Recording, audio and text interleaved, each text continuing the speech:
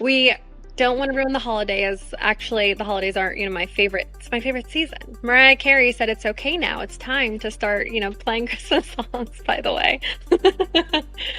We just wanted to make sure again that you are informed as you're buying these gifts because they have a huge impact, not just on you, but also the people that you buy them for.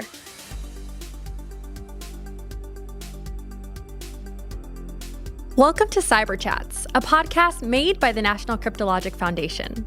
I'm your host, Kennedy Taylor, and together we'll be demystifying the world of cybersecurity by talking with amazing cyber enthusiasts like you, as well as industry professionals.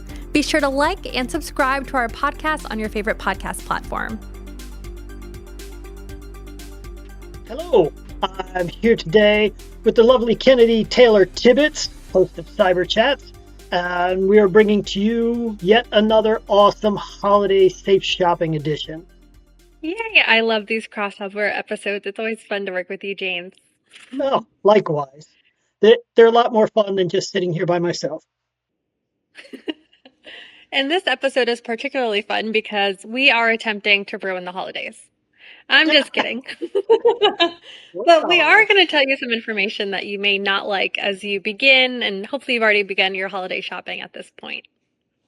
Absolutely. And most people are going to shop online, so we would like them to stay vigilant and take some basic steps to protect themselves from common online shopping risks like fraud, data breaches, identity theft.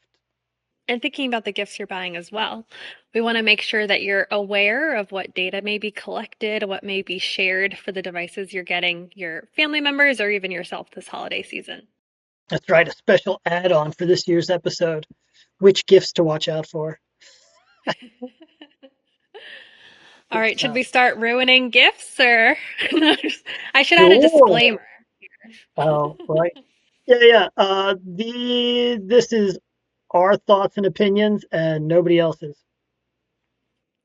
And please don't sue us. Our attempt, we're only working to try to, increase education, make sure everyone's aware of what they're doing when they make purchases. We are in no way trying to defame gifts. We're That's right. brands. In fact, if you follow our suggestions, the gifts can still be perfectly safe. Oh, yeah, tips to come. There you go. Yeah. So, do you want to start with some gifts and then get to what we think they should be doing? Absolutely. And these are popular gifts that you may see come on sale for Black Friday. You'll see them for, Prime Day, which I feel like Prime Day, it's not just one day a year anymore. It's, multiple times a year. Right. But these are popular items that we've seen. Yeah. First is an Amazon Echo Dot. Now, right now, we are at the 5th generation. If you haven't seen them, they are these small devices that go in your house. Some homes have many, actually, and they are connected to the Amazon Alexa speaker.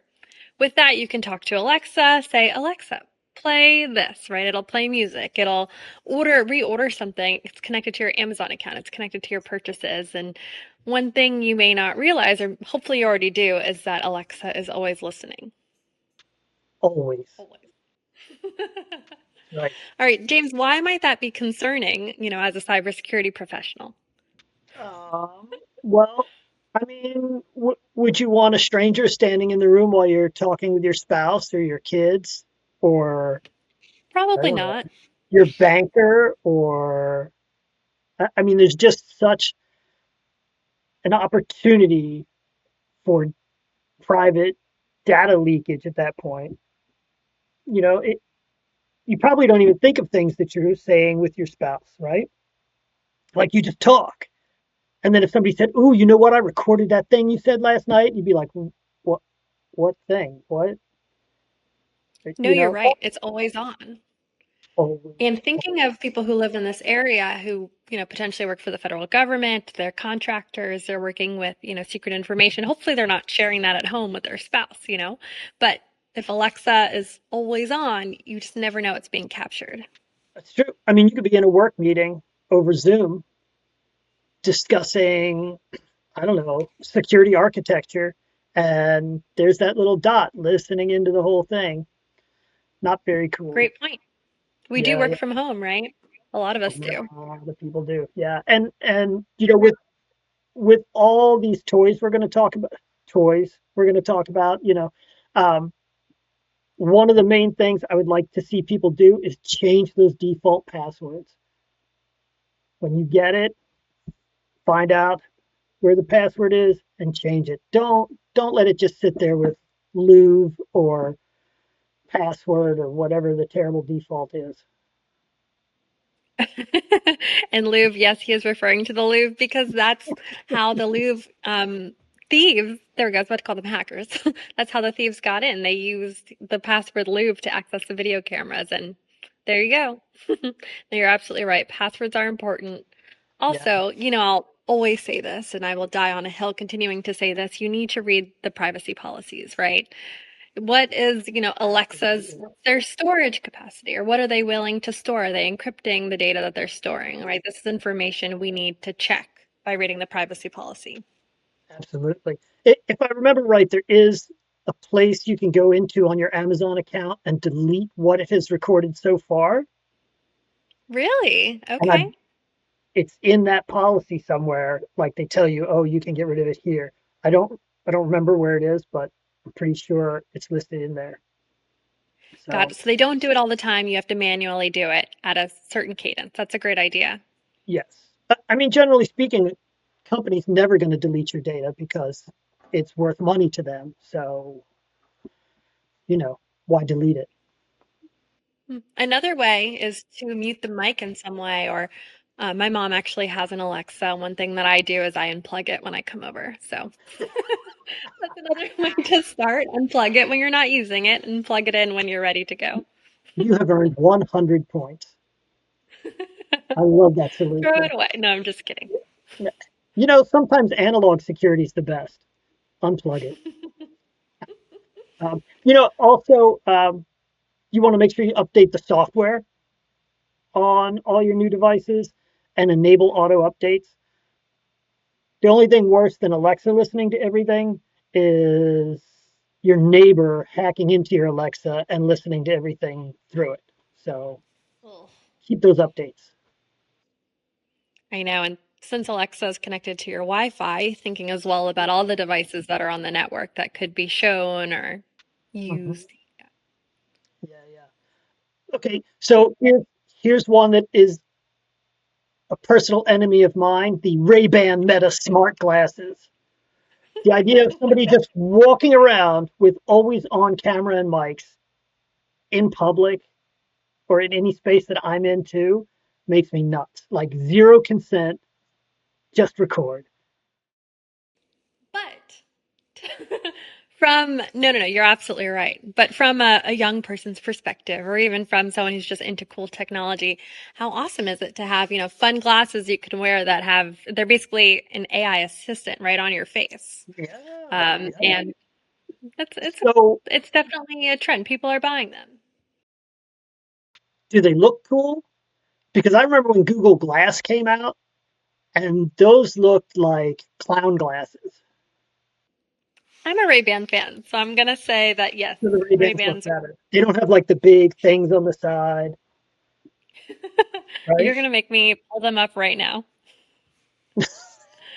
So, yeah, Let's see. you're not. Ray-Ban Meta glasses. Let's see what they look like. They look cool. They look like regular glasses. That's what I thought. Which is even scarier because then you really don't know who's wearing them.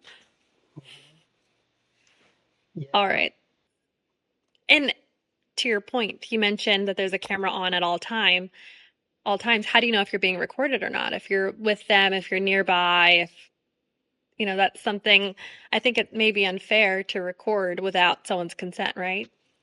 Yeah, well, I mean, Maryland's a two-party state, so you could end up in legal trouble depending on how you use the recordings, I do wonder how Meta's protecting themselves from that. with a bunch of big expensive lawyers. You know, yeah, I Well, don't know. if you do have them, I did a little bit of research on things you can do if you do have them. And apparently there's a way to disable auto upload because automatically it's going ahead and sending up the information that it's collecting and those Mhm. videos and the camera that it's collecting, but you can disable that. And I think only Excellent. upload when you deem it safe.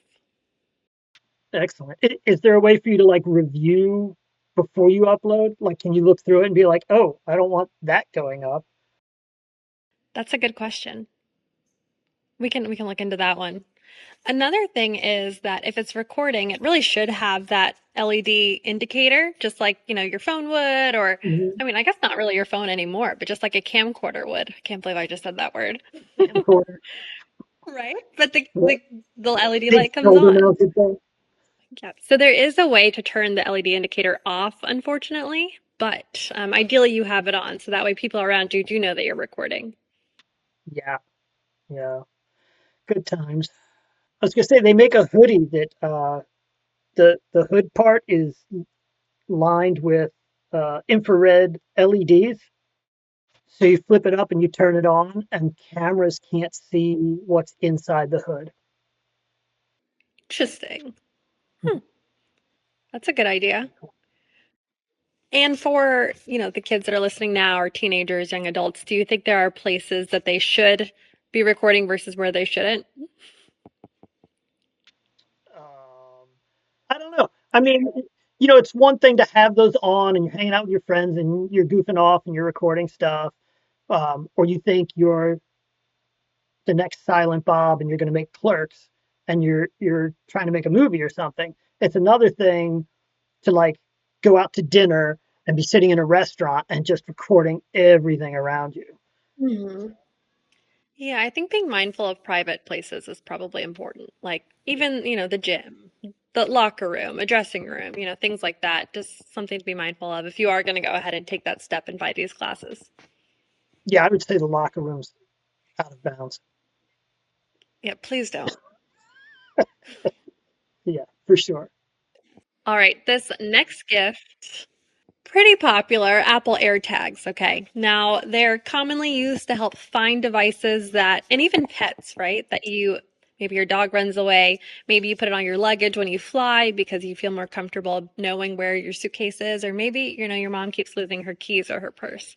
But they've become a very popular device, right, in today's world to keep track of things. Yeah. And I gotta say, in a lot of ways, they're very cool. They're small, they work well. Oh, That's yeah. really nice. Um, I think we also mentioned these in our Life 360 and etc. episode. Um, because they're a tracker, there's definitely that concern about stalking or just general misuse, dropping in And one here. thing we didn't mention in that episode was there was an instance, I think a few years ago, where people were putting air tags on cars of women and following them. And now because of that, I actually always check to see what Bluetooth devices are around me when I'm in my car, just to make sure no one is following me, because that's extremely dangerous and it's scary to use to your point that they are being misused. Yeah, yeah. No, that's a good move though. Looking to see what Bluetooth devices are around you. Oh yeah. Yeah. There are also, so I've heard, features that help prevent stalking. Actually, I got a notification about this. This confirmed, confirmed because I'm remembering it now. But if you have an Apple device and there's an AirTag or a similar device that's been with you all day, Apple will alert you and say, "Do you recognize this device?" Because it's been, with you all day. And I only discovered this because my significant other had an AirTag, and yes, it was with me all day, and I appreciated that it notified me. But if you're listening and you ever see that happen, definitely check and make sure that nothing wrong is going on. Can you adjust the amount of time it has to sense it before it warns you? Like, could you turn it down to like 2 hours or? No, I don't think so. I think they already, configured that, and it is what it is. Yeah, that would be nice though. Would you feel more comfortable 2 hours? I mean, if somebody's been following you all day and you just get home, like, and you walk in the door and it goes ding, Now they know where you live. They know everything. If if I got it 2 hours later and I'm at like work and I'm like 2 hours ago, oh, I was at that lunch spot. Okay, so now they know like where I like to eat and where I work, but not home. You know? That's a good point. I think 15 minutes is sufficient. If an unknown device has been with me for 15 minutes, please let me know. Yeah, that'd be nice. Nice fast response. That'd be good. Okay, so along that kind of line, you have things like the Fitbit, right? I think the new one's the Inspire 3. People like to track their workouts, right? They I like knew you to, were going to say people. people, I don't want to track my workouts. If I do, I write it down in like a workout log because, yeah, I don't know, because But I how don't do you want know how to, many calories you burned or what your heart rate was? I do math later. Um, Fair. so yeah, and I get it, having that feedback, um, almost like a video game where you're like, okay, my heartbeat's at 110. I really want to get to 120, and you can like keep checking and be like, oh, I did it, yes. I get that. That feedback is amazing. But there's the risk of your health data getting exposed. So you got to watch that. You'd want to secure your account, right? Um, Limit data sharing. If there's settings in there where you can turn that kind of stuff off, that would be ideal. Also, because companies like that like to take your data, do some anonymizing. I won't say they anonymize it, they do a little, and then resell it. You'd also like to limit the amount of sharing that you do, you know, It's if at all interesting that you possible. say that because with our devices now, they are so connected. And if you have an iPhone, there's Apple Health and it collects data from, your Apple Watch and from your Aura Ring and from your Strava app and your Nike app, right? It's collecting all of this data on you. And Yeah, my concern with health data always has been, what if a health insurance company buys it, right? What if someone who could penalize you essentially for your activity yeah, levels, what if they buy it? And then what? Then they could yeah. charge you a higher premium. Hopefully, there are laws around that would prevent an insurance company from doing that. But if they have the info and they can make money off of it, why wouldn't they, do that? Oh, sure. Yeah. I mean, they could look at it and go, well, according to this, you're 40 pounds overweight and you don't work out. You're a bad Yeah. risk. Sorry.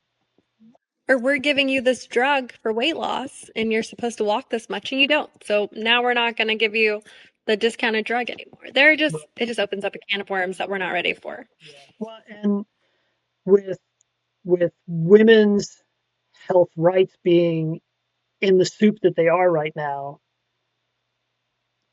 I can see a lot of areas for misuse of that kind of data.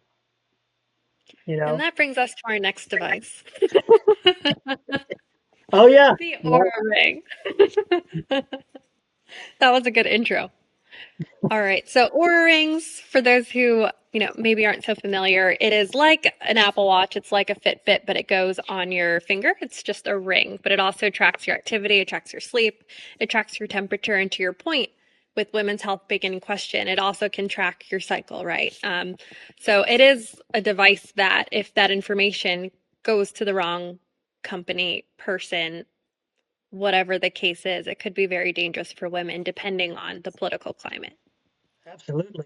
And who wants to get like a bunch of mail that says things like expecting mothers and you didn't know yet, because they Yeah. sold the data from your ring to some other company that was like, oh, well, this looks like she's pregnant. Let's send her a bunch of, you know, Yeah. I would say again, you want to watch those data integrations and the cloud storage and limit the amount of sharing they do. It's very difficult to have all the features if you do disable some of that stuff. So I understand why people are hesitant to do that, but you're right. That's how we, prevent data from being shared unnecessarily. Yeah, yeah, absolutely. Um, oh, and also on our top 10 list, once again, Meta with the Meta Quest 3 VR headset. everybody likes VR gaming. I get it. It's Do you? fun. It's okay. I mean, to be honest, the graphics and the gameplay are kind of 1990s. Really? You know, they're just not at the same level as say a PlayStation 5. But there is something really cool about that immersiveness. I know it So does remind me a bit of the Wii. I haven't used VR glasses yet, but I loved the Wii because it was, immersive and it's something that kids can use and that yeah, adults alike can use as well. yeah. So I get it. I mean, it's fun, it's immersive, it's different. I do think that if you play too long, you start to get a little bit nauseous because of the way, like your brain's trying to think things that maybe don't think. So you can get like a little, but it's those things are full of cameras and sensors um, to kind of be aware of your area, and I mean that's your private space. So No, you're right. So ways to you can't mitigate all the risks here, I'd say, but you should definitely be on secure Wi-Fi, especially if it's transmitting data about your room, at all times while you're using it and your interactions. And it's yeah, also, listening. It's like another Alexa as well on absolutely. your head. Hmm. But having secure Wi-Fi would be important. Thinking as well, you mentioned for the Aura Ring, limiting those, permissions between apps and Yeah, sharing, that would be important as well. And once again, have you read the meta privacy policies? Because if you're not sure, then you should definitely go ahead and read them. yeah. Well, and I know that with the Quest headset, you have to have a Facebook account that gets linked to it. So Hmm. until you do that, it won't let you get any games or do anything fun. It's just like a brick. So I wonder if whatever that means data, there's an age limit on them, or not an uh, age limit, but a minimum age. there's a floor to supposedly for getting a Facebook account. So yeah, but I mean, how long is a mom going to survive a 10-year-old going, mom, mom, mom, mom, before she's like, fine, here, you know? No, you're right. The floor for Facebook is 13. So I would assume that would apply to the headset as well, but I guess Mhm. the child could try to connecting to their parents' account too. Yeah, yeah. Well, and if I remember right, that's also how you get games is you have to go through your Facebook account to the da, da, da. So yeah, Interesting. Okay. There's a whole yeah, marketplace, it sounds like. yeah, I guess. And then that also means though that they can take whatever data they scrape from the headset and link it directly to that user.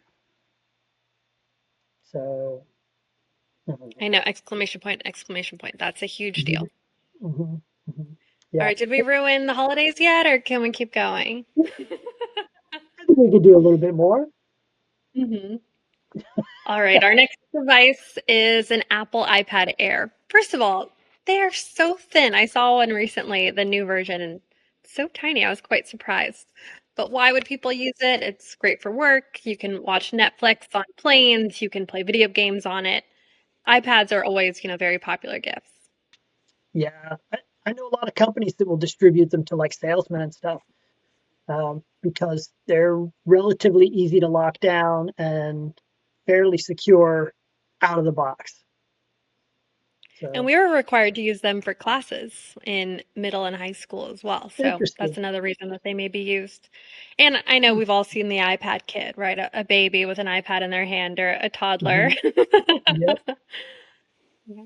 Yep. All right. So why would we need to be concerned about security here with iPads? How many cameras does it have?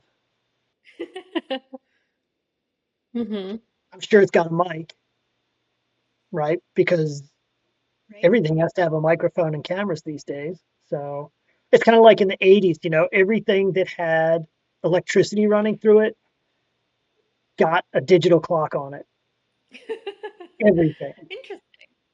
Yeah. VCRs, Microwave. TVs, microwaves. So in a normal house, you'd have a microwave with a clock on it, a stove with a clock on it, and then there'd be a clock like up on the wall or something.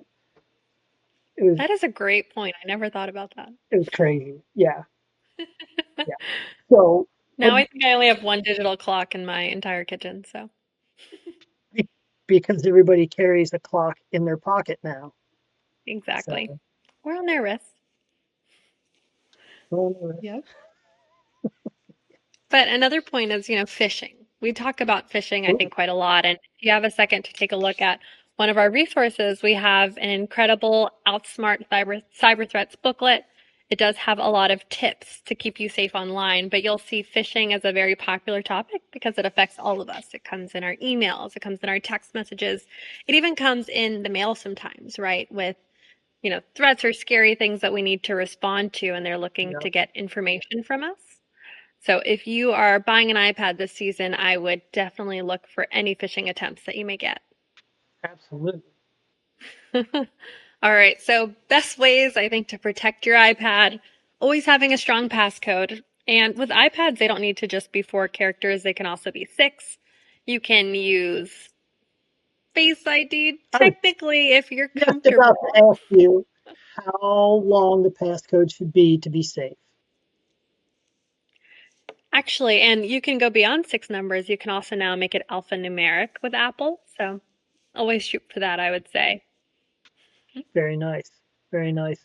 I remember probably 5 or 6 years ago, I decided to go really hardcore with the security on my cell phone.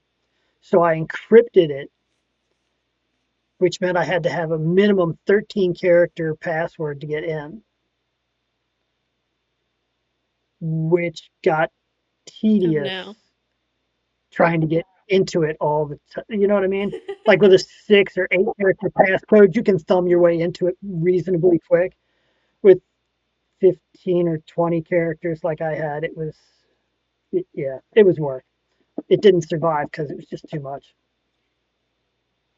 But, you know, Yeah, the thing is, it's annoying because it's an iPad. You don't have an actual keyboard, right? But this is, a major device that probably has your banking information and it has, lots of personal PII that you wouldn't want just anyone to have. So it's yeah. important to do. Well, and access to your Apple Cloud, right? Oh yeah. And Where you that's might that's keep everything. photos and stuff. So, And if someone's trying to break into another device of yours, if this iPad's password is 1234, it's easy to hit allow, right? And allow to get access to that other device. yeah, yeah. And one thing Apple does as well is you can restrict ad tracking and data tracking in general on your devices. So if you do end up getting an iPad or gifting one, please make sure that they know that they can do that. Excellent. And updated. All right, James, what's our last device? The Google TV Streamer 4K, because who doesn't want a 4K TV? I mean, that's cool. The problem with smart TVs, though, is data tracking and that cool voice feature that you use to be like, hey, Google, put on Fear Factor or whatever. It's also listening all the time. Oh So, yeah, we definitely forget that TVs, have any abilities like that, but they are, devices just like our phones and iPads are. yeah, yeah. Well, and I read a while back that smart TVs also track what channels you watch, what shows you watch on the channels. Um, and because they can listen to the room, they know if there's multiple people there watching, because you talk to each other, you're humans. Um, and they also can track like, oh, did you get up during this commercial and go get another soda and come back? Or did you sit glued to this commercial? And they just harvest all that data. Oh yeah. It's definitely very easy to sell you things because they know what you like and what you do and when, right? Right. Right. Smart TVs are cool in a way because it consolidates, your streaming platforms. You have Hulu, Netflix, you can watch multiple things at once, but you're right. It's certainly a device that we don't think can be dangerous if we're not careful. Yeah. Well, and to me, a lot of these devices could be 10 times safer if they kept things local instead of always going to the cloud. You know, just keep your Yeah. data local and then not a big deal. It's true. You mentioned voice, right? And I Hmm. think all of us now have seen commercials where they say, "Oh, please put on this," right? You just press a button on the mic and now you're able to give your voice. I'm always so concerned about giving anyone my voice because you don't realize it, but now your voice is your password, right? What is what is that one? Um, one of the companies they say that, oh, your voice is now your password. Like, please tell us this. If you're not careful, and if someone has access to your voice and can replicate it in any way, it could be used to get into your accounts. So just limiting who has access to your voice. It's become its own, you know, Yeah. password in a way. Oh, 100%. Yeah. I mean, and I'm a little skittish on all the biometrics. Um, Cisco's Talos security group did a thing a couple of years ago where they took high def video of a politician giving a speech. And at one point, they raised their hand up. They were able to get enough fingerprint data off that raised hand on a high def broadcast to 3D print a fingerprint glove, basically, and use it to bypass fingerprint auth on her phone. Oh my goodness. I That's mean, it wasn't crazy. like lickety split. It took them a while, but as a proof of concept, I mean, it's just People have terrifying. time. That's the thing. Well, yeah, I mean, what a bad guy's job is to do stuff like that. Their job isn't a 9 to 5 grind with a boss yelling at them.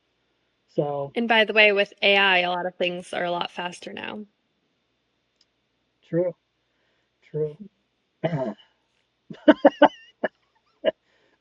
So we talked a lot about adult gifts. What about kid gifts? Yep. So one device that I saw is very popular right now is called a VTech Kitty Zoom Smartwatch DX4. Now, I did not know that children wore smartwatches, but apparently there's an entire market for them. There are a ton of them. There's also the Garmin Bounce 2 Kid smartwatch, and yep, there's a Leapfrog 2-in-1 Leap Tap Touch, which is, similar to an iPad. So children are using devices just as much, if not more, than we are, right? So how can we keep them safe? And for the parents listening, what can they do to try to keep their children safe? Take the watch off of them, take a hammer and smash the watch. James. I mean, And then so James was fired. I'm just you're kidding. talking, well, you're talking about a smartwatch, which I would almost guarantee has GPS. So now you have somebody tracking everywhere that your kid goes. So maybe you're thinking, great, now I always know where my kid is. But again, that data is getting sold off. I mean, Right. there's been some attempts to say, okay, we won't harvest and sell data of anybody under, I don't even remember what the age limit was, but trying to protect kids' data like that. But a kid doesn't go and buy a Garmin smartwatch. The parents buy it. And that gives the data brokers the wiggle room to say, well, Kennedy bought the watch. We didn't know it was going on little Tyson. Mhm. Be No, like, well, interesting yeah, point. except it spends all day at a playground, so I'm pretty sure it's not Kennedy. Thanks. But You're absolutely right, James. And one thing that you didn't mention as well that I think is important is that information can also be hacked, right? We're so concerned with people collecting the data, and that is a huge concern. But what if someone, closer to you is looking to hack and get that information about where your child is? That could put them in a lot of danger. yeah, and when you talk about that kind of hacking, it doesn't have to be somebody that is super skilled technically. You know, it you could social engineer your way in. You call up VTech. Oh, I'm Tyson's dad, and I forgot the password. My wife's going to kill me. Can you just give me access to my kid's account so I can find him so I don't get in trouble? please help me. And Oh, oh, yeah. now the estranged dad has access and, he's not supposed to. So, You're right. I mean, not all cyber criminals are advanced, right? And I think a lot of people don't realize that. You'd be surprised how young, cybercrime starts. oh, So sure, just something to be vigilant, right? Be vigilant, sure. be careful of. Yeah. I was just going to say that cybercrime doesn't have to be a high technical bar. It can be somebody who's just good with people and knows how to get them to do things they want to do. So, Right. Well, we hope that was informative for you and that you learned something. We don't want to ruin the holidays. Actually, the holidays aren't, my favorite. It's my favorite season. Mariah Carey said it's okay now. It's time to start, playing Christmas songs, by the way. We just wanted to make sure again that you are informed as you're buying these gifts because they have a huge impact, not just on you, but also the people that you buy them for. So absolutely. thank you for listening. Happy holidays, and we can't wait to talk to you soon. Awesome. Have a good one, everybody. We'll see you next time.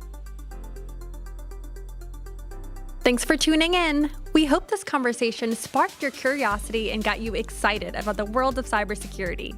If you enjoyed this episode, don't forget to like, subscribe, and share with fellow cyber enthusiasts. I can't wait to see how well you do with this week's episode challenge. Visit cryptologicfoundation.org/student/cyberchats to give it your best shot. Have a question or a topic you'd love us to explore? Connect with us on CyberChat's podcast page and join the conversation. Until next time, stay curious and keep the cyber chats going. This podcast was made possible by Blue Wing Ventures and brought to you by the National Cryptologic Foundation.